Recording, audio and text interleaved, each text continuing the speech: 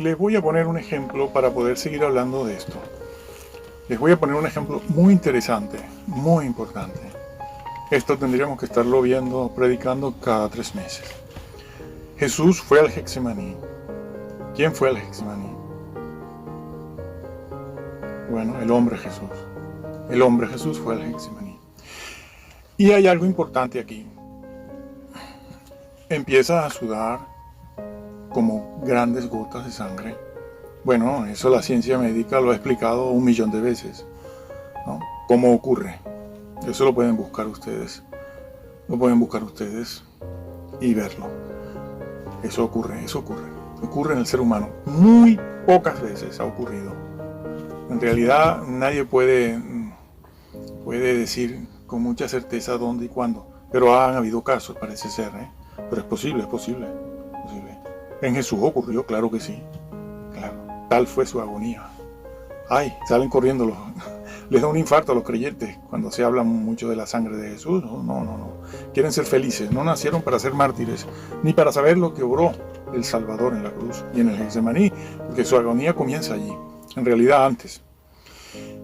3 veces pidió que le fuera pasada la copa. ¿Por qué? 3 veces. Jesús era una persona que cuando pedía algo al Padre, lo tenía al momento. Padre, multiplica los panes. Padre, incluso resucitó a Lázaro. Padre, yo no lo digo por mí, sino por estos. Gracias por todo. Lázaro, ven fuera. Una cosa grandiosa la resurrección de Lázaro. La más grande que ha podido ocurrir en la tierra. Que un muerto de 4 días resucite. Garantía de lo que sucederá en el tiempo final. Ese es el propósito del Evangelio de Juan. Demostrar eso.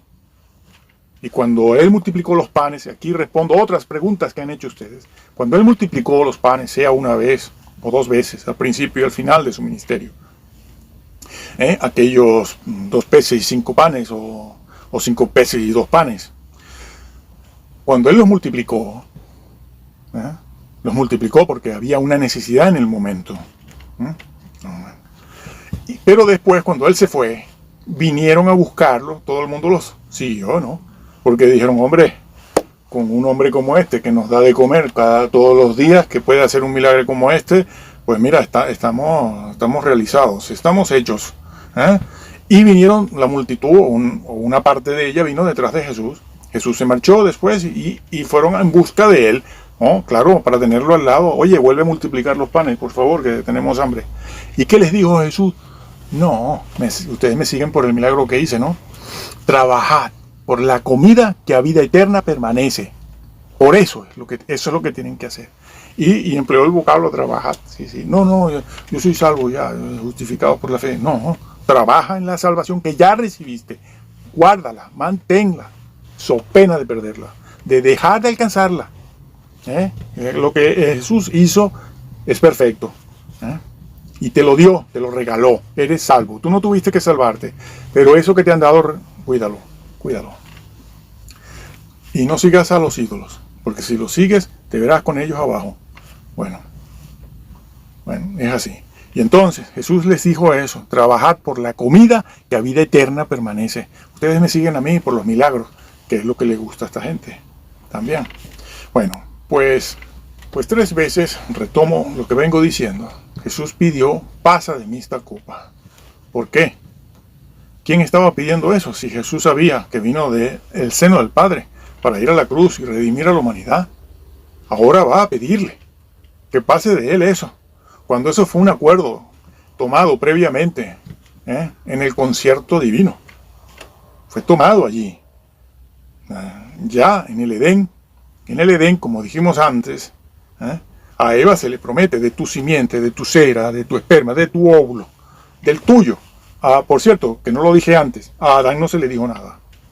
No le dijeron a Adán, oye Adán, también tú vas a participar en el nacimiento, la concepción y nacimiento y crecimiento del Salvador. No le dijeron nada porque él no tomaba parte en eso, porque su padre no iba a ser Adán ni un descendiente de Adán, sino el Padre, Dios Padre. Mesiánicos no entran si no cambian su doctrina. Conviértanse antes de que el Señor venga. Bueno, Han caído en la antigua herejía ebionita. Son mesiánicos, los que nacieron en el siglo XVIII, ya el XVII, XVIII, XIX. No, esos no son judíos. Entonces, Jesús se lo pide 3 veces. ¿No sabía acaso Jesús que Él nació para eso? Que Él vino para eso, que toda su vida había sido una preparación para ese momento, había llegado al momento clímax de su carrera, de su misión. Ahora se echa para atrás. Él que siempre la petición que le hacía al Padre nunca le fue negada, nunca. No hay una sola cosa que Jesús haya pedido, la que fuera, incluso, como dije, la resurrección de Lázaro, y que el Padre se lo negara. El Padre nunca le negó nada. Y Jesús obró los más grandes milagros que ser humano alguno puede obrar. No hay nada más grande que resucitar un cuerpo podrido, devolverle su condición fisiológica anterior, su condición mental anterior. No hay nada más grande que eso. La ciencia actualmente no ha logrado eso. Todavía. No lo logrará. Tampoco en forma natural como lo hizo Jesús, que fue un milagro. Jesús le pide al Padre que pase esa copa de dolor y sufrimiento que le esperaba, traición, juicio, flagelación, castigo físico, y el castigo físico de la flagelación, pero el castigo físico de la cruz es algo que jamás ser humano alguno puede soportar, y Él lo soportó. Él lo soportó. Pero no les vaya a dar un infarto por esto, ¿no? Porque los cristianos hoy en día, los jóvenes de 20, 30, 40 años son muy delicaditos. No se puede mencionar nada porque se ponen nerviosos, les da el infarto. No. Eso que Jesús soportó en la cruz, sobre todo en la cruz, en esas horas que estaría orando al Padre, ¿no?, es algo que ser humano alguno jamás podrá comprender ese sufrimiento y jamás podrá comprenderlo, ni entenderlo, ni abarcar la dimensión que tuvo ese sufrimiento ahí, que está muy bien descrito por muchos forenses, médicos forenses, cristianos, que han descrito lo que eso es. Y lo que pusieron en la película de La Pasión, yo creo que se queda corto, ¿no? Pues, pero eso es. Pues está en una dimensión infinita. Porque la persona de Jesús es una persona infinita, no limitada como nosotros. Nosotros somos personas limitadas. Jesús es la persona de Dios, es la deidad. La persona. Y esa persona es infinita. ¿Y cómo es ese sufrimiento? Infinito. Como infinito era que también su amor. Su amor en la cruz como era infinito. ¿Por qué? Porque es Dios. Y Dios no tiene deidad. Es el Hijo con deidad. Y su amor, por lo tanto, no tiene límite. Y cualquier situación y condición que Él experimente está siempre en una dimensión infinita. Por eso pudo redimir a la humanidad entera, a los miles de millones de hombres que han existido. Pero no los va a redimir a todos. Lo que hizo sirve para eso, pero Él no los va a salvar a todos, sino a los llamados, y de los llamados, unos poquitos escogidos. Pero nadie sabe dónde están los que... Todos nos consideramos llamados. Sí. Bueno. 3 veces. ¿Por qué entonces pidió que les fuera pasada la cruz? Por ese dolor. ¿Sabes tú quién le decía a Jesús que pasara eso? Que pasara esa copa. Que no quería ir a la cruz ni a la flagelación. ¿Sabes quién? La deidad. No, su humanidad. Su humanidad le decía, yo no soy para eso. Su humanidad perfecta, no, la humanidad del hombre no es creada para sufrir eso. Era su humanidad que le decía a su persona, su humanidad le decía a su persona, yo no quiero pasar por esto. De allí la angustia de Jesús. Pero su deidad, por otro lado, le decía, tú has nacido por eso. Se lo decía a su persona, la persona. En Jesús no hay 2 personas, el hombre y Dios. No, hay una persona, la persona del Hijo de Dios. En Jesús no hay 2 mentalidades chocando, una enfrente de la otra, una en contra de la otra. sino una sola persona, no dos, una, que maneja, administra, existe en esa humanidad, pero también en la deidad. Y ella es responsable de la actuación de ambas. Y su naturaleza humana le decía, eso es muy doloroso. Y ahí estaba el diablo también tentándolo, ¿no? Bueno, en la cruz se lo habían dicho. Si eres Dios, baja de ahí, si eres el Mesías. Pero también estaba su deidad, que le decía, tú naciste para eso. Y por eso él estaba allí en el Getsemaní, porque esa era su responsabilidad como hijo de Dios en su deidad. Fue allí al Getsemaní, pero en el Getsemaní también saltó la humanidad diciéndole, oye, yo no quisiera pasar por esto. Y él se lo dice al Padre, Padre, pasa de mí, la persona, pasa de mí esta copa. Y el Padre le dijo, no. Y se fue a orar. Y vuelve otra vez. Padre, pasa de mí esta copa. 3 veces. Un hombre como Jesús. Un hombre con una fortaleza única. No ha habido otro hombre con esa fortaleza. Le tienen envidia y odio por eso. Porque no ha habido un hombre tan viril, tan varonil, tan hombre, vaya. No sé cómo decirlo, tan hombre. No empleo esa otra palabra porque es una palabra un poco vulgar. Tan hombre, tan viril, tan fuerte, física, fisiológicamente, orgánicamente. Y con un cerebro, una estructura cerebral, mental, inquebrantable. No ha habido otro como ese. Pero ese hombre, ante esa situación, fue y pidió. Un hombre tan fuerte como ese, que lo aguantaba todo. Sin embargo, allí fue y pidió, le dijo, Señor, Padre, pásalo. Y el Padre le dijo, no lo voy a pasar. Y va la tercera vez. Y le dice, Padre, si es posible, qué oración tan humilde. En un momento tan ese nosotros no somos así. No me vengan aquí estos ahora, que son muy valientes, con el tema del genocidio sí, se la dan de valiente, con el genocidio que hicieron allá en el siglo XVI. No me vengan a decir que son muy fuertes, débiles. Y el Padre le dijo, no es posible, hijo. No es posible. Si hemos de redimir la humanidad completa, si hemos de redimirla, comprarla, y la hemos de sacar de nuevo para que el mal no se eternice, tú tienes que ir. ¿Quién estaba hablándole allí? A Jesús, además del Padre, que le niega por primera vez una petición. Por primera vez el Padre le niega una petición. Le dijo, no es posible, tendrás que pasar por ahí, por ese embudo. Eso no lo ha hecho un ser humano nunca. Nunca.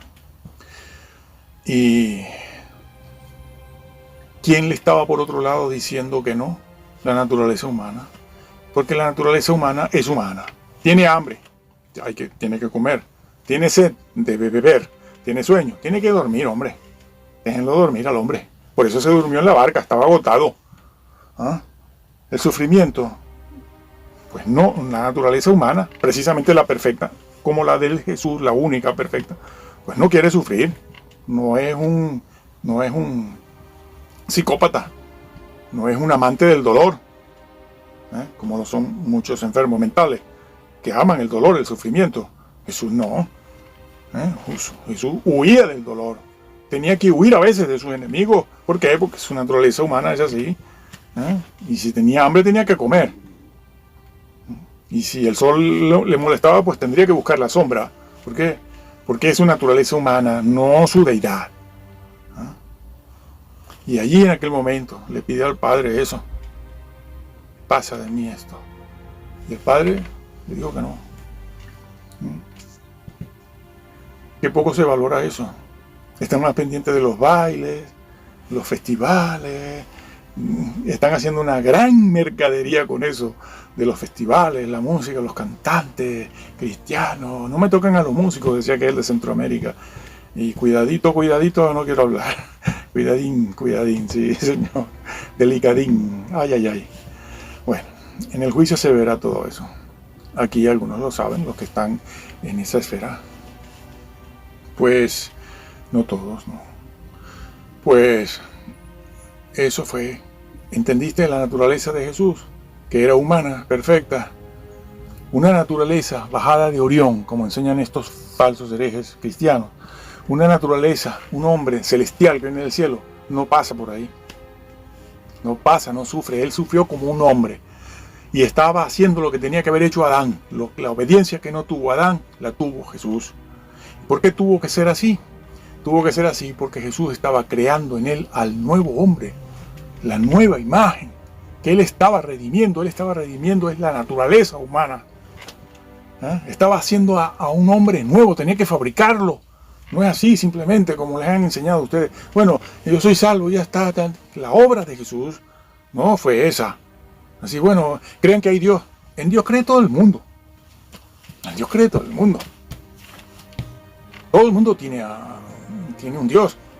Y el Pentateuco y Yahvé es la base de 3 religiones distintas. Abraham es el padre de 3 religiones distintas, pero son 3 religiones con doctrinas distintas. Con métodos de salvación distintos. Y en el cristianismo, sobre todo en el cristianismo, ahora pasa lo mismo. Con el Nuevo Testamento, cada quien hace de Jesús su propio Dios. Su propio Dios. Bueno, y eso es lo que demuestra que el cuerpo de Jesús fue concebido en María. Era un ser humano perfecto, sí, pero ser humano de la tierra, de aquí. No de allá, de Orión, o de algún otro sitio que estos se están inventando. No de otro sitio que estos se están inventando. Posee verdadera naturaleza humana y no otra cosa. Su sufrimiento lo demostró, porque él está formando en sí mismo, en él mismo, según la Biblia. Leeremos algún versículo. Él está formando el nuevo hombre, es decir, el que es creyente. El creyente que se convierte tiene que ser hecho a la imagen de Jesús, que es lo que nos hacen. 7 veces peca acá el justo, 7 veces, sí, lo han desvirtuado. Ese versículo lo sacaron de su contexto. 7 veces peca, 7 veces se levanta. Está hablando de un Jacob, está hablando de hombres luchadores por la fe, no de personas que caen en este pecado, que roban, que fornican, y que son todos estos, que roban, que se drogan, etcétera. No quiero nombrar más nada de lo que hay. Bueno, entonces, Jesús está formando en sí ese nuevo hombre, obediente completamente. Obediente completamente.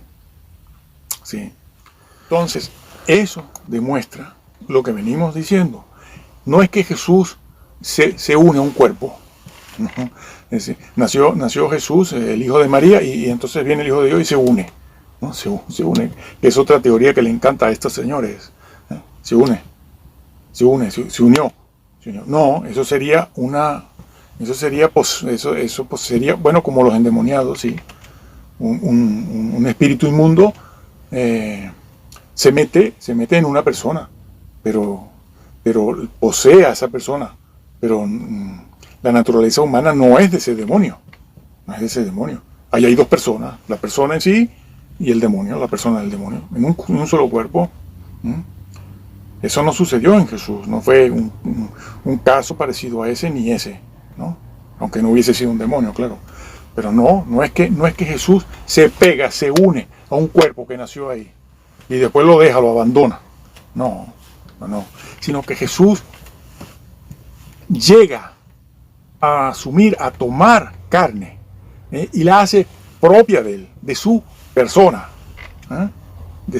la persona del Hijo de Dios, que posee deidad, ahora posee naturaleza humana. Entonces, no confundan. Por eso no hay 2 personas en Jesús. 2 personas, una lucha por un lado en contra de la otra, porque a uno le gusta una cosa y a la otra le gusta otra. No, una sola persona. Cuidado con esa herejía. Eso es Jesús. Y el Getsemaní demuestra eso precisamente. Y él, en el Getsemaní, como en su deidad, su persona, que tiene deidad también, comprende que ha de tomar esa copa. Y la tomó. Aquí me gusta, y aquí ocurrió algo que lo voy a decir con esta comparación que es muy conocida. Esa analogía, ¿no? Muy bonita y muy emotiva también, ¿no? de aquel niño que se fue a la carpintería, a una carpintería en su casa, cerca de su casa, y se puso allí a fabricar un barquito de madera para llevarlo al río y echarlo a navegar.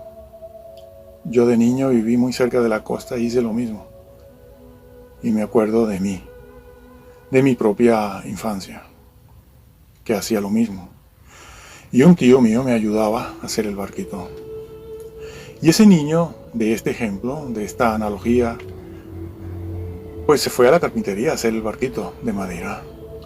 Y allí pasó un tiempo, un cierto número de días haciendo su barquito. Y al final lo terminó, lo pintó, y cuando estaba hecho se fue al río y lo echó a navegar. Y allí estaba el niño jugando. Pero en una ocasión, el barco se fue. El niño lo perdió porque se alejó de la orilla. Y el barco se fue hacia el centro del río y se fue. Y la corriente se lo llevó. La corriente se lo llevó. Y el niño perdió el barco. Se fue a casa llorando y triste por el trabajo que había tenido para hacerlo. Total, para al final perderlo. Y los días pasaron. Pasaron las semanas, pasaron los meses. Y ese niño iba un día caminando por su pueblo y se fue a la parte de la ciudad donde habían vitrinas y habían tiendas y negocios con juguetes, porque él se había quedado pensando en su barquito y tenía el corazón herido. Claro, aquel barquito era obra de sus manos. Le había costado mucho hacerlo y lo hizo con mucho cariño. Y ese día, paseando, se acercó a una vitrina donde veía juguetes y se acercó a la vitrina, a la cristalera, y allí en un stand vio el barco y dijo: ese es mi barco, ese es mi barquito que yo hice, ¿cómo llegó aquí? Y entonces entró a la tienda y habló con el dueño y le dijo: ese barco es mío, yo lo hice, yo lo fabriqué y lo perdí en el río, yo me lo quiero llevar a casa. Y el dueño de la tienda le dijo: si te quieres llevar ese barco, ese barquito que tú dices que es tuyo, tendrás que comprarlo. Tendrás que comprarlo. Y te costará $2. No te lo puedes llevar porque ahora es mío y lo estoy vendiendo. El niño se fue corriendo a casa y después de hablar con los padres, pidió los $2. Se fue a la tienda y le dijo al dueño: me quiero llevar el barco, compro el barquito, aquí tiene usted sus $2. Y entonces el dueño de la tienda, del negocio, cogió el barco, lo agarró y se lo dio. Le dijo: el barco ahora es tuyo porque lo has comprado. Y entonces el niño, mirando al barco, le dijo: barquito mío, eres mío 2 veces. Eres mío porque te hice, porque te fabriqué, te diseñé y te hice con amor. Pero eres mío también porque te compré. Te compré al precio de mi sangre. Eres mío 2 veces. Eres mío porque te hice y eres mío porque te compré. Eso le costó a Jesús. Dice Colosenses que Jesús es el creador de todas las cosas.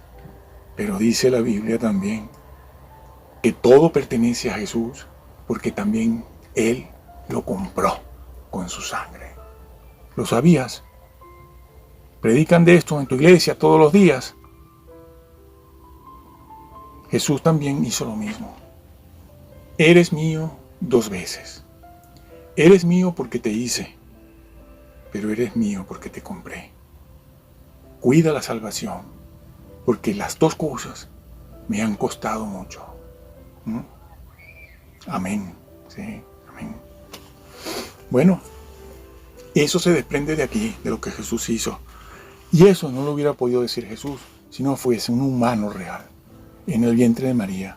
Señores que blasfeman y tuercen todo esto en cuanto a María, sepan que si tuercen la concepción de Jesús en el vientre de María, la concepción que ella engendró y que en ella fue engendrado y que ella concibió, están cambiando toda la doctrina sobre la persona en sí de Jesús, su naturaleza, y están cambiando también su obra. No lo hagan, porque no entrarán. Usted puede pensar otras cosas, usted puede levantar herejías sobre el tema de los ángeles y otros temas, sobre los judíos, Israel, pero sobre estos temas no levante herejías, no lo haga, ni lea una Biblia mutilada, la NBI, no lea esa Biblia. Léala solo para saber cómo han desglorificado a Jesús. A ellos no les importa. Hay un comercio muy grande detrás de todo esto. A ellos no les importa. Usted crea lo que está en la Biblia de siempre, la que viene del siglo I. Porque los manuscritos alejandrinos vienen del siglo IV.